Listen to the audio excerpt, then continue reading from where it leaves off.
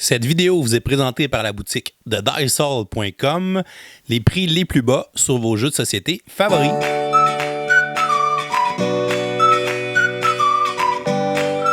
Hey, bonjour tout le monde, bonjour, bienvenue dans le coup de cœur donc du mois de janvier. C'est Martin Lafrenière de la zone de jeux de société, mais vous êtes sur la chaîne du professeur Board Game. Merci beaucoup David, toujours une magnifique plateforme pour vous offrir dans le fond notre vision de notre meilleur jeu du mois. Et le mois de janvier a été un mois assez bien rempli de mon côté, du côté des jeux de société. Mais j'ai finalement reçu un jeu que j'attendais avec beaucoup d'impatience. C'est une énorme, immense boîte. Je ne sais pas s'il va en avoir d'autres des contributeurs là, dans les prochaines minutes qui vont vous parler du même jeu. Alors, moi, je vous parle évidemment ici de Eutia Torment of Resurrection de la compagnie Dia Games. C'est un...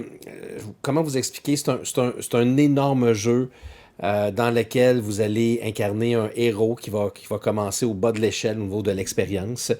Et ensuite de ça, qu'est-ce qu'il va faire? C'est qu'il va donc se promener sur une belle carte en fonction d'un scénario qu'on peut jouer en solo, on peut jouer aussi avec d'autres personnes, on peut jouer coopératif, mais c'est un jeu qui a surtout été pensé pour être, je pense, compétitif plutôt que coopératif en général, mais il y a des mécanismes qui mélangent un petit peu de Mage Knight avec de City of Kings. Il y a un aspect puzzle, il y a un aspect de découverte et d'exploration. Dans chacun des scénarios, on va avoir donc un but à accomplir, mais on va former un stack de différents lieux qu'on va donc mélanger ensemble, qui va former notre territoire qu'on va explorer. Et sur chacun des endroits, bien, on va avoir des missions qui vont apparaître, on va avoir des méchants, tout ça dans le but de battre ces méchants-là pour se ramasser d'expérience, pour pouvoir aller chercher des capacités, gagner des pièces d'or, aller dans des commerces pour aller améliorer nos équipements, aller miner pour trouver des pierres précieuses, pour aller chercher du minerai qu'on va pouvoir échanger contre d'autres choses, contre de l'argent. C'est un jeu excessivement complet, c'est un jeu ultra agréable. C'est un jeu qui est beaucoup plus simple qu'on pourrait penser au départ. Lorsque tu regardes le jeu sur la table, il prend beaucoup de place. Mais une fois que tu as passé à travers le livret d'instruction qui est magnifiquement bien fait, moi j'ai d'ailleurs la version française du jeu. D'ailleurs, je suis très, très surpris de voir la qualité du produit que la compagnie Dia Games nous ont fait pour un premier jeu qui est sorti. Moi, j'avais participé à la campagne Kickstarter, donc j'avais mis mon argent dans cette campagne-là. Ils ont été aussi très agressifs au niveau du marketing, alors qu'ils ont envoyé ce jeu-là à peu près n'importe quel YouTuber. Et moi, j'avais déjà donc investi de l'argent et mon retour sur mon investissement est vraiment extraordinaire. C'est un magnifique jeu. Faut que vous aimiez ce type de jeu-là. Faut aimer les jeux d'exploration, des jeux qui sont longs aussi. C'est une expérience qui est quand même, je vous dirais, de plusieurs heures. C'est un genre de jeu qui vaut la peine si vous avez une table dédiée pour le laisser. Mais il y a tellement d'heures de jeu que je vous dirais que c'est magnifique. C'est magnifique. Vraiment, je suis tombé en amour avec Eutia Torment of Resurrection. En solo, peut-être un tout petit peu moins, je vous dirais, parce que je trouve que les scénarios n'ont pas été vraiment pensés pour être joués en solo.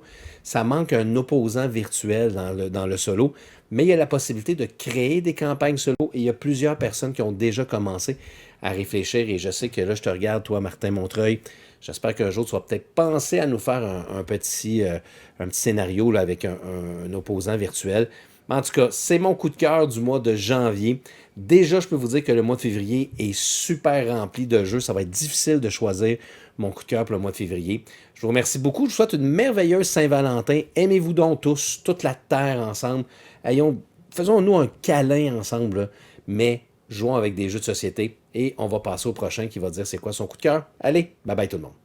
Bonjour à tous, ici Jean-Philippe de la chaîne Board Game Québec. Mon coup de cœur à moi pour le mois de janvier 2022, je l'ai dans les mains, c'est Anno 1800. Anno 1800 j'avais des bonnes attentes quand même envers ce jeu-là. J'ai entendu des très bonnes critiques quand il est sorti en anglais cet automne. Et là, j'ai décidé d'y aller vers ce jeu-là avec aussi à la fin du mois fin du mois, on s'entend le 31 janvier, on avait le droit de revoir quelques personnes, donc j'ai pu l'essayer aussi à plusieurs joueurs et je l'ai aussi joué en solo au courant du mois. Vraiment un jeu que je trouve excellent. C'est un jeu, puis déjà j'aime la franchise Anno. Pour les jeux vidéo, j'aime ça, le développement de colonies comme ça, construire tes petits bâtiments, ta ville évolue tout au long de la partie. Ici, on retrouve quand même ce feeling-là, on est plus dans le côté industrie. Mais quand même, on va pouvoir faire augmenter la classe de nos ouvriers aussi, de nos travailleurs. On va pouvoir aller justement construire beaucoup de bâtiments et le commerce est très présent aussi. Donc, il faut vraiment faire beaucoup d'échanges avec les autres joueurs parce que pas tout le monde va être capable de construire chacune des industries. Et ce que j'aime beaucoup dans le jeu, c'est que les ressources qu'on va créer, qu'on a besoin pour nos villageois, leurs besoins à combler, qui sont le but principal du jeu, c'est de combler les besoins des villageois. Tout comme dans le jeu, dans la franchise Anno. Et on va dans le fond utiliser des travailleurs pour aller travailler, des ouvriers, pour aller travailler dans les différentes usines qu'on a construites. Et là, ça va nous produire des ressources virtuelles. Donc, on n'a pas de manipulation de beaucoup de ressources. On les utilise immédiatement. Donc, c'est vraiment un déplacement de petits cubes, faire OK, je fais de la saucisse puis de la bière, ça comble ce besoin-là. C'est tout. On passe au joueur suivant, donc ça roule comme ça très rapidement. Vraiment super efficace comme jeu de gestion de ressources. Gestion de ressources, gestion de cartes aussi, parce qu'il faut vider notre main carte, c'est ce qui déclenche la fin de la partie. Mais quand on va chercher d'autres travailleurs, ça va nous rajouter d'autres cartes. Quand on va explorer le nouveau monde, ça nous donne des nouvelles cartes aussi. Il y a justement des ingrédients qu'on va juste pouvoir, des usines qu'on va juste pouvoir construire si on a des échanges avec le nouveau monde. Donc, il faut explorer un peu partout. On peut développer aussi notre ancien monde, étaler notre territoire. On a des cartes d'objectifs aussi pour la partie. Donc, on va viser ces objectifs-là, faire le plus de points possible aussi. Donc, vraiment cool. Puis, on a joué des parties à 3 joueurs là, en dedans d'une heure. On roulait ça assez vite aussi, mais je trouve que c'est un jeu qui roule vraiment bien aussi. L'interaction entre les joueurs est quand même là au niveau des échanges, mais vous faites quand même beaucoup de choses de votre côté aussi. Donc, je ne m'éterniserai pas plus longtemps sur Anno 1800. C'est mon coup de cœur du mois de janvier 2022. Un autre mois qui se termine et c'est déjà le temps du coup de cœur. Alors premièrement, merci David pour cette belle tribune. Je sais que j'ai pas été très assidu au courant des derniers mois, j'ai manqué quelques éditions et je m'en excuse. Là, je me suis dit que j'allais pas manquer ma chance de vous présenter mon coup de cœur du mois. Et là, ça a été difficile parce que il y a un des coups de cœur du mois que j'ai eu que j'ai pas encore de copie physique dans les mains.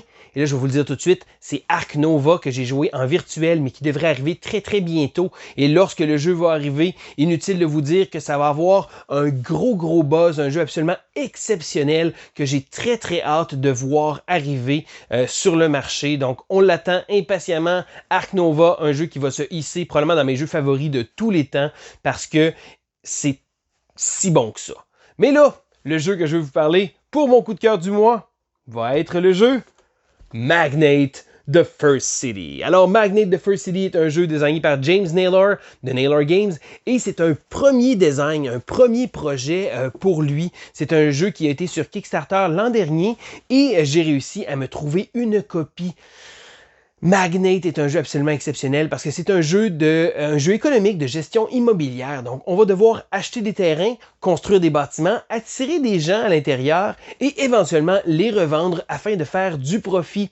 Et là, le tout va être de se faire de l'argent, bien entendu, mais on va devoir faire attention parce que la partie va se terminer lorsque le crash immobilier va arriver. Donc, la petite bulle immobilière va finir par péter et là, nos terrains qui ont pris de la valeur, tout va redescendre et on va devoir liquider à perte. Donc, c'est un jeu qui mise beaucoup sur les interactions entre les autres joueurs, le fait de le placement sur la carte de jeu. On va devoir avoir certains lots de terrain, certains lots qu'on va pouvoir acheter. Ils vont être déterminés de manière aléatoire et là, selon les emplacements, on va avoir certains modificateurs qui vont nous donner des plus d'argent, des choses comme ça. Donc, certains qui ont construit une maison à côté d'un parc, on va avoir un bonus. Mais par exemple, si on construit une maison à côté d'une industrie, ça se pourrait que ça fasse baisser la valeur de notre propriété. Donc, c'est vraiment un jeu génial génial. Donc oui, vous allez voir, bon, le visuel est très, très prenant. Donc des belles pièces 3D, des beaux bâtiments. On peut même placer la compagnie qu'on est dans une petite slot en haut du bâtiment. Mais ça reste un jeu qui est relativement accessible. Donc un coup qu'on a passé à travers les règles, au début, les systèmes de calcul qui peuvent sembler un peu plus complexes, mais c'est très, très simple. C'est un jeu que j'ai hâte de jouer à plusieurs. J'ai simplement joué à 2 joueurs, qui se trouve à être probablement une des moins bonnes configurations, parce que c'est un jeu qui va miser beaucoup sur l'interaction entre les joueurs, mais j'ai vraiment été complètement conquis par ce jeu-là. Les parties à 2 joueurs ont duré aux alentours de 1 heure, ce que je trouve très très raisonnable pour un jeu de cette trempe-là. Et je pense que si j'aurais une chose à dire, je pense que mon pitch de vente pour ce jeu-là, aussi bizarre que ça puisse paraître, c'est ce que Monopoly aurait voulu être comme jeu. Donc non, ce n'est pas Monopoly, mais c'est un jeu justement, le côté gestion immobilière, le côté prise de risque, le côté un petit peu pousse ta chance, parce qu'on ne sait jamais quand il va y avoir le crash immobilier. Ça reste que Magnate est un jeu absolument génial qui gagne à être connu, parce que non, ce n'est pas un jeu très très connu. C'est pas un jeu qui a une grosse distribution non plus. Donc je vous invite à essayer de jeter un coup d'œil pour voir, parce que sérieusement, ça vaut le détour. Magnate de First City est mon coup de cœur du mois. Salut à tous, merci encore David de m'accueillir dans les coups de cœur du mois, quoique ça faisait un certain temps que je n'étais pas venu. Mon coup de cœur du mois de janvier est le jeu Ark Nova, le fameux jeu tant attendu au Québec, que vous avez un petit peu goûté en Europe. Je l'ai joué sur TTS dans le fond 3 fois et j'ai complètement adoré ce jeu-là. C'est un jeu où est-ce que vous allez construire votre zoo. C'est un petit thème mignon, mais ne vous laissez pas amadouer par ce thème, parce qu'il y a une grosse complexité quand même avec ce jeu-là. Parce que vous allez faire beaucoup de combos, ce que j'aime beaucoup dans le jeu. À la base, le jeu, justement, vous allez construire votre zoo, vous allez mettre des animaux qui vont être vos cartes. Ces animaux-là vont vous faire donner des bénéfices, vous faire monter sur 2 tracks lorsque les 2 tracks se croisent, comme Rajas of the Ganges. Ça met fin à la partie. L'aspect super le fun dans ce jeu-là, c'est le système d'action de cartes. Il y a 5 emplacements avec des cartes. Vous avez 5 cartes qui représentent chacune une action. Soit faire du sportsmanship, mettre des animaux dans votre zoo. Il y en a 5 en tout cas. L'aspect du fun, c'est que plus qu'ils sont à droite, plus l'action sera forte. Par contre, à un certain moment, il y aura peut-être des actions que vous ne voudrez plus faire, donc elles vont être à droite, mais vous allez être obligé de la faire pour faire avancer vos cartes vers plus à la droite pour être plus profitable. Plus, il y a certaines actions qui vont vous permettre de tourner vos cartes sur l'autre côté, qui sont des actions encore plus fortes. Il y a un gros aspect de combo un petit peu à Terraforming Mars que je trouve qui est encore beaucoup plus puissant dans ce jeu-là. Le thème est vraiment bien représenté avec des petites tuiles qu'on fait à travers notre zoo. Il y a un petit puzzle de placement de tuiles, ça c'est assez léger. Mais le feeling justement de construire quelque chose, la rejouabilité est immense, qu'il y a au-dessus de 200 cartes avec des animaux complètement différents qui ont des effets assez différents. Donc c'est un jeu que j'ai adoré. Donc c'est mon coup de cœur du mois, Ark Nova. Bonjour Internet, Pierre-Louis Renaud pour A2Game. Et mon coup de cœur, ce mois-ci, il s'agit du jeu Tranquility. Tranquillité, alors un tout petit jeu très épuré. Alors c'est pour les amateurs de jeux un peu à la The Mind. Donc vous savez, c'est le genre de jeu où on n'a pas vraiment le droit de se parler. Mais je pense que Tranquility, c'est un peu plus ludique. Il y a un petit peu plus dedans. C'est un peu plus tactique aussi. Donc c'est un jeu coopératif dans lequel on n'a pas le droit de dire ce qu'on a en main. On a séparé un gros paquet de cartes avec des cartes numérotées de 1 à 80, si je ne me trompe pas. Alors tous les joueurs ont une partie de ce gros paquet de cartes-là dans un deck devant eux. On pioche 5 cartes et là on doit placer ces cartes-là sur la table. On doit remplir une grille de 5 cartes de long par 5 cartes de haut et on doit le faire de façon chronologique, numériquement ascendante.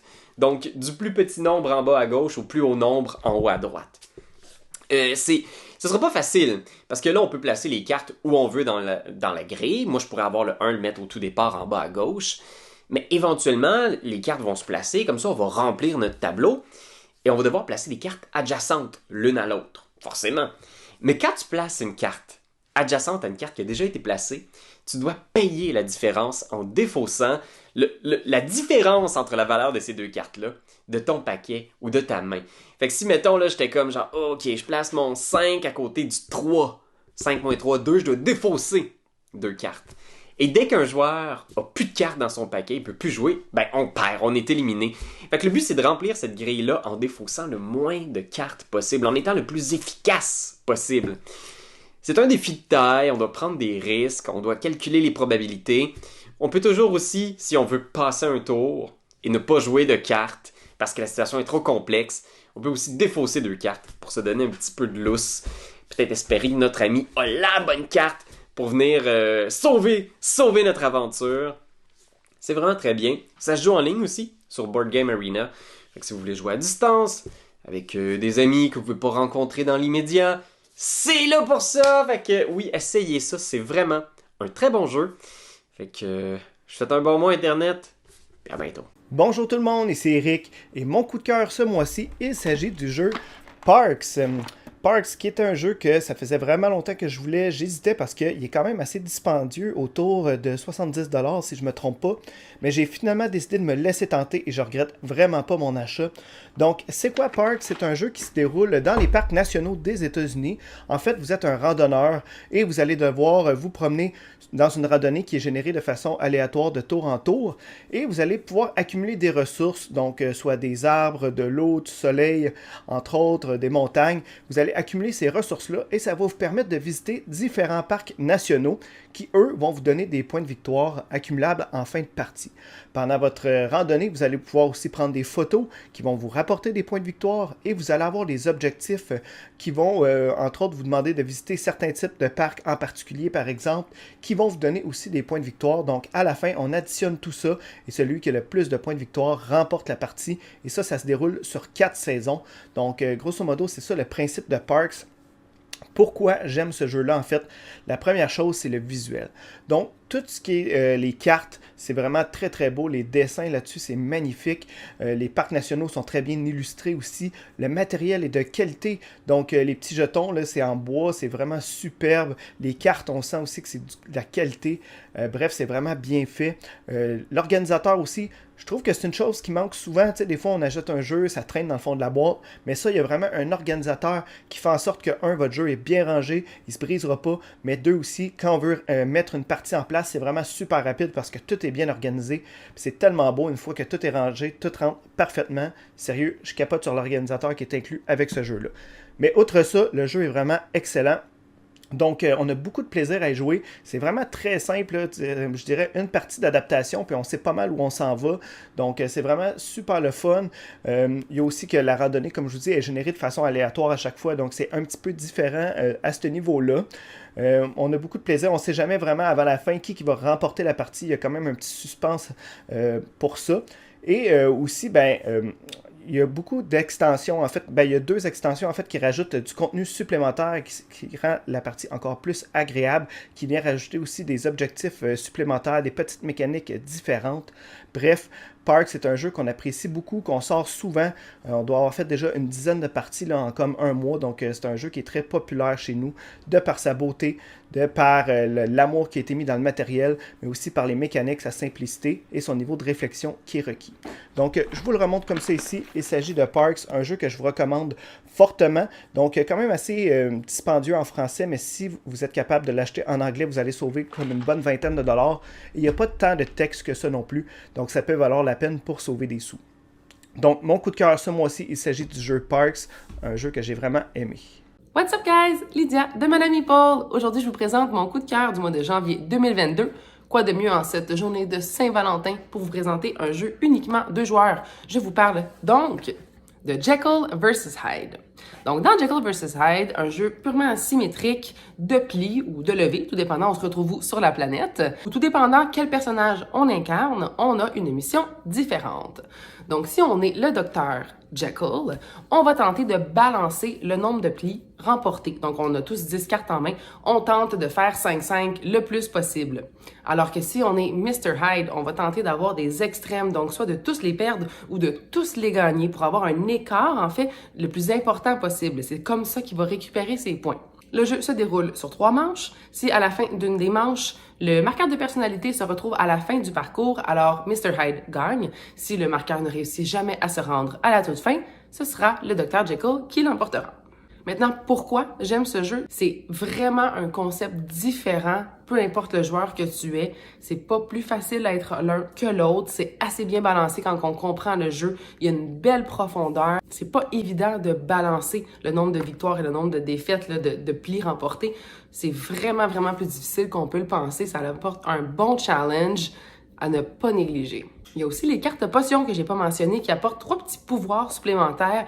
L'une change l'ordre des atouts, puisque l'ordre des atouts, en fait, va être déterminé par l'ordre dans lequel on va jouer nos cartes. Donc, si la première personne débute avec du rouge, ce sera rouge, la carte de moins bonne valeur, suivi de la bleue, par exemple, suivi de la verte. Donc, si jamais on joue une potion attribuée avec une des cartes, on recommence l'ordre en plein milieu de la manche, donc tout peut changer là, du tout en plein milieu. C'est vraiment là, faut toujours réadapter sa stratégie. Il n'y a rien de coulé dans le béton, il faut toujours s'adapter, puis ça rend ça vraiment, vraiment intéressant. Donc, un jeu 2 joueurs qui se joue assez vite, qui a une belle profondeur, qui est visuellement très joli. Les composantes sont très belles, c'est de qualité. Puis je trouve que ça apporte une petite twist, un petit vent de fraîcheur là, au jeu de levée, comme on le connaît bien, en fait. Donc voilà, si t'aimes les jeux de levée, que t'aimes les jeux asymétriques, qui prennent pas trop de dents, puis que t'as un bon partenaire avec qui jouer, je te conseille vivement Jekyll vs Hyde. Donc sur ce, je te dis à bientôt! Hey, bonjour tout le monde, bienvenue au Professeur Board Game. Et oui, ici c'est Mike de la chaîne des Rois Trèfles. Un grand merci à David de m'avoir invité pour que je puisse vous présenter aujourd'hui mon coup de cœur du mois de janvier. Donc si vous suivez la chaîne, c'est sans surprise pour vous, c'est Too Many Bones. Donc, je ne peux pas vous montrer la boîte parce que c'est le Trove Chest, il est trop énorme, mais je vous propose ces images-ci à la place. Donc, Too Many Bones, c'est un Dice Building RPG Tactical Combat. Donc, Dice Building parce qu'on va faire notre personnage avec des dés tout au long de la partie. RPG parce que vous avez des éléments de role-playing game, donc du combat, de la défense, de la dextérité, des classes de monstres. Et Tactical parce que vos conflits sont réglés en faisant des combats tactiques. Je vous dirais aussi que les composantes du jeu sont vraiment là, hallucinantes. On parle des tapis là, en néoprène pour tous les personnages, les dés, là, je pense que c'est imprimé laser. Tout est en plastique. Vous avez les cartes qui sont en plastique aussi, des chips poker pour la vie. Donc, le jeu est pratiquement indestructible et waterproof, donc juste pour vous dire. Ce qu'on va faire dans ce jeu-là, c'est que vous allez avoir le but, c'est évidemment d'aller rencontrer le tyran puis l'éliminer. Donc, pour ça, vous allez devoir jouer une partie de 6, 8 ou 10 jours, puis votre chemin, donc tout le périple que vous allez faire ça via des rencontres, des encounter cards. Et ça, ces cartes-là vont vous donner soit des choix à faire, soit des combats, soit des petites surprises comme des petits jeux d'adresse de temps en temps. Donc, bien le fun. Les Gearlock, les personnages que vous jouez sont tous et uniques à chacun, différents complètement, asymétriques. Les dés sont thématiques à eux, puis toutes les 16 dés font tous quelque chose de différent. Il n'y a rien qui est dédoublé là-dedans. Donc, vous avez vraiment une expérience de jeu à chaque personnage, autant que c'est distinct de l'un à l'autre. Puis, je vous dirais aussi que faire attention, le jeu est très cher, puis la courbe d'apprentissage, elle est élevée.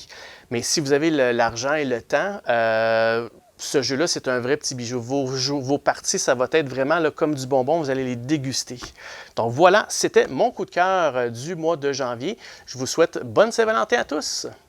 Bonjour à tous, ici Elsa de Ludipsy, santé mentale et ludification. Et aujourd'hui, je vous présente mon coup de cœur du mois. Il s'agit du jeu Bitoku.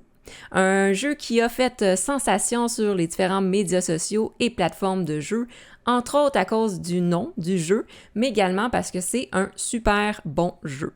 Pourquoi c'est un bon jeu? Déjà, étrangement, d'habitude, je raffole pas des jeux compétitifs, mais j'ai tripé littéralement sur ce jeu. C'est un jeu de gestion de ressources, un placement d'ouvriers, un jeu de cartes de dés. Donc, c'est comme une belle combinaison de plein de différentes manières de jouer et bien sûr de faire des stratégies pour gagner. Dans Bitoku, l'élément coup de cœur, c'est qu'on joue en fait des bitoku, des esprits de la forêt, qui vont essayer de grandir et de faire leur chemin jusqu'à devenir le grand esprit de la forêt. Donc, il y a une partie très mythique, culturelle avec les cultures japonaises et la mythologie japonaise. On apprend plein de noms de nouveaux esprits, notamment les yokai, les kodamas, et les pilgrims. Donc, c'est vraiment intéressant. Il y a plein de couleurs, il y a plein d'images. On se retrouve vraiment immersé dans l'univers et la culture japonaise à travers vraiment l'aspect, on va dire, spirituel et mythologique, mais également au niveau vraiment du style de jeu. C'est très stimulant. Et c'est quand même un jeu, je dirais, une fois qu'on apprend les règlements. Au-delà de ça, c'est un jeu qui est relativement facile à jouer. Donc, il se joue autant aux personnes qui jouent un peu moins souvent à des gros jeux, entre guillemets, que vraiment aux joueurs un peu plus experts. Donc, ce qui fait en sorte que c'est un jeu qui peut se jouer très bien en famille ou avec des amis.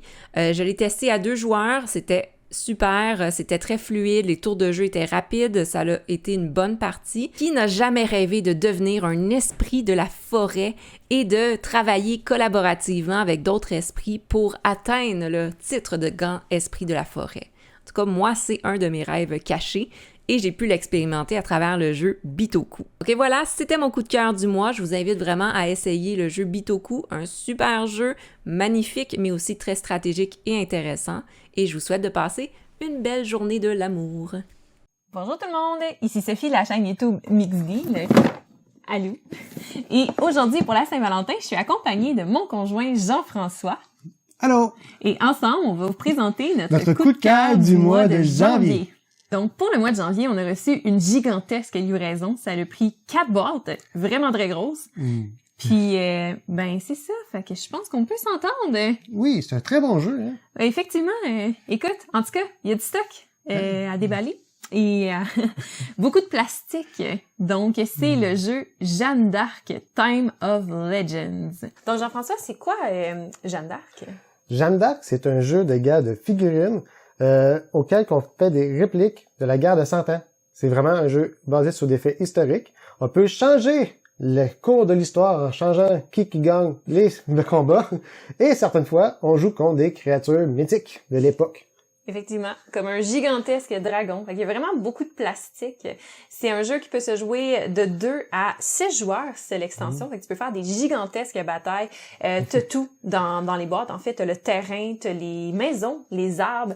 T'as même un château avec l'extension siège. Il est vraiment énorme. Qui est vraiment gigantesque. Donc, ça a une présence sur la table qui est fantastique. Ça se joue super bien. C'est super satisfaisant. C'est sûr qu'il faut que t'aimes les améritrages avec des dés, que t'aimes avoir énormément de boîtes. Mais pour nous, ça a été un gros coup de cœur, que ça faisait longtemps qu'on attendait. Oui, en effet. Mais Jeanne d'Arc, ça n'a pas été notre seul coup de cœur du mois de janvier, parce qu'en fait, on l'a reçu à la fin du mois. Vraiment, en fait, la fin de semaine avant la fin du mois. Mais pendant le mois de janvier, on a découvert un autre jeu qu'on a beaucoup aimé. Je pense qu'on va juste faire un peu de place. Ah, en effet. Attention. Bon. Ça se défait. Fait qu'on présente le beau jeu. Effectivement, les ruines perdues de Narak ou Lost Ruins of Arnak et son extension Expedition Leader. Donc, c'est quoi les ruines perdues de Narak? Ah, je pense va être meilleur pour expliquer que moi. Donc, les ruines perdues de Narak, en fait, c'est un jeu de deck building puis de placement d'ouvriers. Donc, c'est vraiment un mix entre les deux dans lequel on doit explorer Narak, qui est une île perdue, en fait, et on doit découvrir tous ces mystères et les artefacts, tout ça qu'il y a sur l'île. Et puis c'est ça, en fait. Donc, on incarne des explorateurs et on essaie d'explorer. On va découvrir de nouvelles parties de l'île qui va nous faire découvrir également des monstres qui sont pas tout le temps très, très gentils. On essaie d'optimiser notre tour. On essaie de gagner des points de victoire en découvrant des nouveaux territoires, en accumulant des cartes, des artefacts et en avançant sur une piste de recherche. Et ben, c'est ça, le but étant de faire le plus de points de victoire à la fin de la partie. Oui, puis il faut qu'on explore tous les horizons, puis pour gagner. Puis l'extension aussi a apporté beaucoup. Je pense que c'est vraiment ça qui a déterminé que c'était notre coup de cœur, surtout pour toi. Ben oui, parce que quand on joue un personnage, c'est sûr qu'on avait tous le même personnage, mais avec l'extension, on a le style asymétrique que j'aime bien. Parce que chaque joueur, en fait, va incarner un leader de l'expédition. Donc, va vraiment avoir son paquet de cartes, ses pouvoirs spéciaux et sa façon de jouer à lui. Ce qui rajoute vraiment un beau degré de profondeur dans le jeu. En plus d'avoir ajouté d'autres petits modules là, super intéressants, des nouvelles pistes de recherche, tout ça. Fait que bref. Oui, beaucoup de variétés, c'est ça que ça a rajouté. Donc, et voilà, c'est ce qui met fin à notre coup de cœur du mois de janvier, en fait, non coup de cœur. Donc, j'espère que vous allez avoir un super beau mois de février et une très belle Saint-Valentin. Ben, je vous dis à la prochaine. À la prochaine. Bye. Bonne année, mes petits bouts de mine de crayon de couleur. C'est Vince. J'espère que vous allez bien et que vous avez passé un bon temps des fêtes. Vous êtes revenus sur le piton, à l'école, au travail, bref, où c'est que t'es présentement. Bonne année. J'espère que tu vas bien. Merci Dave. Bonne année à toi aussi Dave et merci de m'accueillir encore une fois cette année sur ton segment coup de cœur. Et là, j'espère respecter ma résolution de te présenter un coup de cœur à chaque mois, cher auditeur. Et ben, pour bien commencer l'année, je vais commencer avec un jeu qui m'a flabbergasté, qui m'a renversé. J'ai joué à peu près, je pense que j'ai joué 8 ou 10 parties de ce jeu-là, et pourtant, à chaque partie, c'est 3 à 5 heures, là, quand même. C'est Indonesia de Splatterspellen! Splatterspellen, c'est la compagnie derrière Food Chain Magnate, Boss, bref, plein de jeux que j'adore. Indonesia, ben, n'en fait pas exception.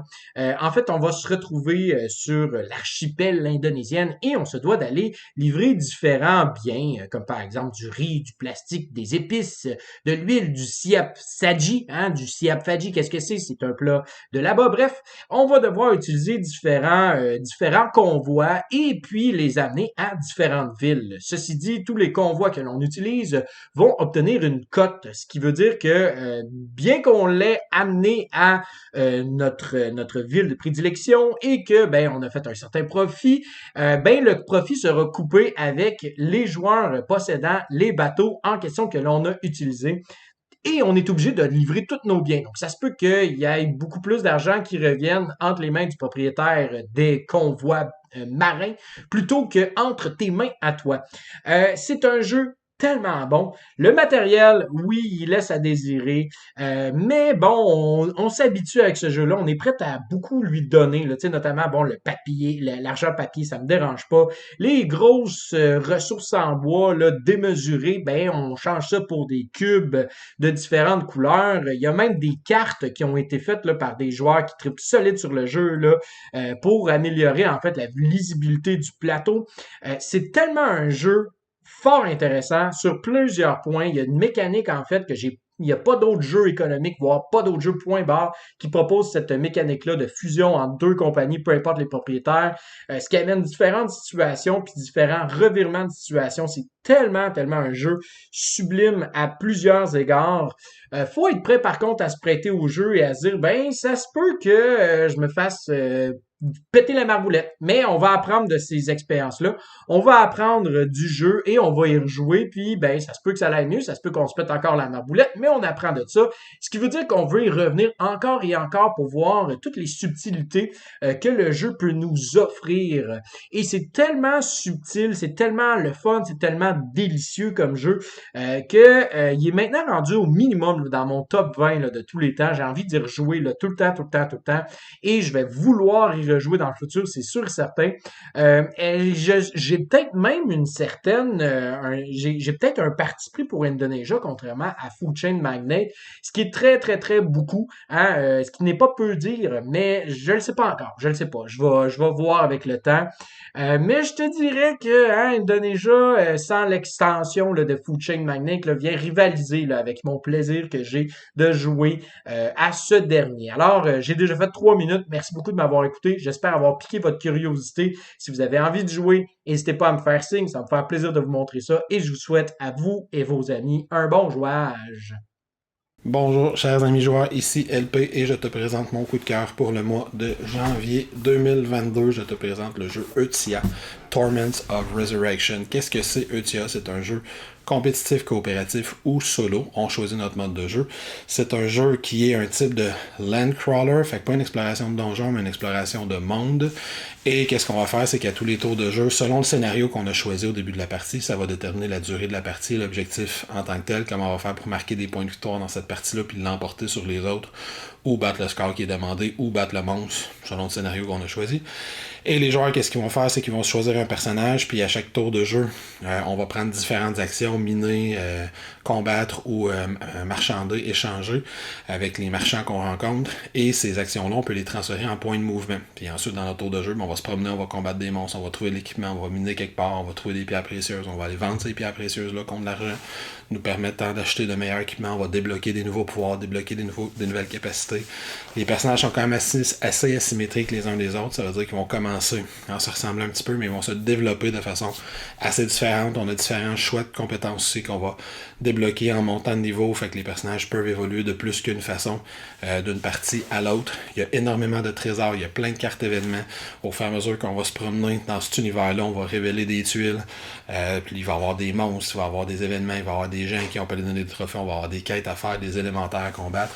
Il y a vraiment énormément de matériel. C'est dur à résumer tout ça en 2 minutes. Puis éventuellement, on en fera une vidéo, hein, évidemment. Mais c'est un jeu que j'ai beaucoup aimé parce qu'il offre beaucoup de possibilités. Il offre beaucoup de possibilités. Même si on rejoue la même partie, le même scénario, va se passer quelque chose de complètement différent. Le système de combat, il est simple. C'est un système avec 2d6 qu'on essaie d'obtenir le plus haut possible. Sauf qu'il y a beaucoup de façons de mitiger les résultats de ces dés. Il y a beaucoup de pouvoirs, d'objets, d'habiletés qu'on va trouver ou développer qui vont nous permettre de contrôler les dés. Puis c'est un jeu qui est impitoyable, qui est extrêmement dur avec les joueurs. Fait qu'il ne faut pas pardonner les erreurs. Puis dans son mode compétitif, on peut être vraiment très take that et on va contrôler les monstres qui vont se battre contre les autres joueurs, des trucs comme ça. Fait que c'est un jeu qui offre vraiment beaucoup de possibilités. Il me fait penser beaucoup dans sa façon de jouer puis sa difficulté à Mage Knight. Mais en changeant la mécanique de base, fait que c'est pas du deck building, ça reste un jeu plus Ameritrash, donc avec beaucoup de lancers de dés, puis d'essayer de trouver des moyens de mitiger ces lancers de dés-là. Fait que c'est mon coup de cœur de janvier 2022. ETIA, Torments of Resurrection, puis si tu t'as demandé, c'était une grosse boîte. Bang! Salut les gamers, joyeuse Saint-Valentin. Pour ma part, pour mon coup de cœur du mois de janvier 2022, je vais y aller avec le jeu Bitoku, qu'on a déjà mentionné. C'est une espèce de jeu de style salade de points euro. Donc, on a un paquet de façons de marquer des points. C'est un jeu où on va avoir de la gestion de cartes qui vont représenter différents esprits qu'on va pouvoir jouer sur notre plateau personnel pour faire des actions. On va pouvoir aussi débloquer des dés et ces dés-là vont nous permettre d'aller les placer sur le plateau sur d'autres emplacements d'action. Le résultat du dé va influencer l'action. Donc, plus le résultat est haut, plus l'action va être puissante. Mais c'est pas un jeu qu'on lance les dés. Donc, les dés vont augmenter ou diminuer selon les actions qu'on fait. On peut jouer certains jetons pour augmenter justement leurs résultats, pour les manipuler. Fait que oui, il y a du placement de dés, mais c'est pas un placement de dés classique dans le sens où on lancera pas les dés. Fait qu'il n'y a pas le côté hasard. On part tout avec les mêmes résultats. C'est un jeu aussi, on va avoir des pistes qu'on va essayer de monter. On a des pistes bonus avec nos petits pèlerins qui vont se promener. On a des pistes à gagner sur les différentes des genres de majorité qu'on va avancer sur des pistes pour marquer des points bonus. On peut construire des bâtiments qui vont donner différents effets. Puis quand les autres joueurs vont les utiliser, ça va nous donner aussi un petit bonus. On va avoir aussi des espèces de jetons de libellules puis d'esprit qu'on va pouvoir comme combiner pour gagner d'autres bonus. On peut aller chercher des cartes d'objectifs. On a aussi à chaque tour, on a un côté deck building parce qu'on va acheter des nouvelles cartes d'esprit pour acheter dans notre petit deck. Et à chaque manche, on va aussi détruire une de nos cartes. Puis en la détruisant, cette carte-là va avoir un effet de scoring. Fait qu'on va avoir un timing à faire là-dedans. Bref, vous comprenez que c'est un jeu quand même assez complexe, qui a beaucoup d'options, beaucoup de façons de faire des points. Donc je pense que les fans de gros jeux euro, des jeux de style expert, qui ont beaucoup de façons justement de marquer des points, des jeux qu'on doit planifier notre stratégie à court, moyen et long terme. Donc très intéressant de ce côté-là. C'est un jeu qui a quand même une belle production, le beau matériel aussi. Un peu long à mettre en place, par exemple, mais le jeu s'adapte aussi selon le nombre de joueurs, ce qui est intéressant. Donc, le plateau est recto-verso, le plateau comme il est à double couche, donc vraiment très, très belle qualité. Ça devrait arriver en français très bientôt par Yellow. Je pense qu'il va sortir quelque part au mois de mars ou avril en français. Donc, si c'est quelque chose que vous attendez, ça s'en vient très bientôt. Et voilà, c'est tout pour aujourd'hui. Ah, c'est vrai, on est lundi. On va donc vous donner une question du jour pour participer à un concours du lundi pour le mois de février 2022 dans lequel vous pourrez gagner le jeu Living Forest. La question du jour est très simple. Quel est votre jeu coup de cœur du mois de janvier 2022? Vous nous laissez la réponse en commentaire YouTube sous la vidéo pour participer au concours. Et si vous nous supportez sur Patreon, pour 5$ et plus, vous aurez aussi une participation automatique à chaque lundi.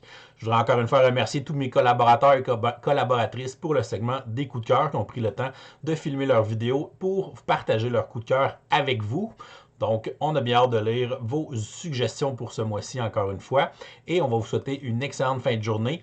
Continuez de gamer et en cette fête de l'amour, envoyez un peu d'amour à vos amis. Et si vous connaissez des gens qui sont seuls aujourd'hui à la Saint-Valentin, envoyez-leur un petit câlin virtuel ou un petit gift de cœur. Je pense qu'ils vont bien apprécier.